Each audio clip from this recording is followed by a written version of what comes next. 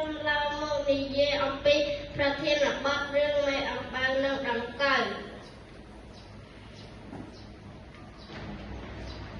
មានកូនមេអំបៅមួយទៅនឹងហើរចេញពីសម្បុកវាហើរលេងយ៉ាងសប្បាយរីករាយពីកន្លែងមួយទៅកន្លែងមួយលុះសត្វល្អិតនេះ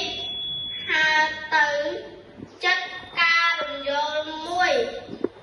ហើយបំរុងនឹងទុំវាបានឃើញដង្កូវមួយមានរូបរាងអាក្រក់គួរឲ្យខ្ពើមមេអំបៅស្រែកយីសត្វនេះអីក៏អាក្រក់ម្ល៉េះនរណាឲ្យឯងមកទុំអមកវាលើការនេះហើយធ្វើឲ្យការប្រឡាក់ប្រលូនយ៉ាងនេះ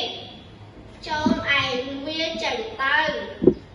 ដង្កូវក៏តបវិញឯងនេះមិនពិតទេការនេះមិនមែនជារបស់ឯងតែម្នាក់ទេតែវាជារបស់ខ្ញុំដែរ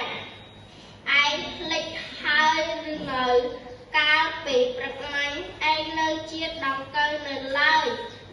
ហើយមានសម្បុរដូចខ្ញុំអញ្ចឹងដែរភ្លេចម្ល៉េះដូច្នេះការនេះជាកម្មសិទ្ធិរបស់យើងទាំងពីរនាក់កូនមេអំបៅឮហើយអៀនខ្លួនឯងក៏ហើរគិតបាត់ទៅចាសសូមអរគុណសូមតែដៃឲ្យបងអូនកនិដ្ឋា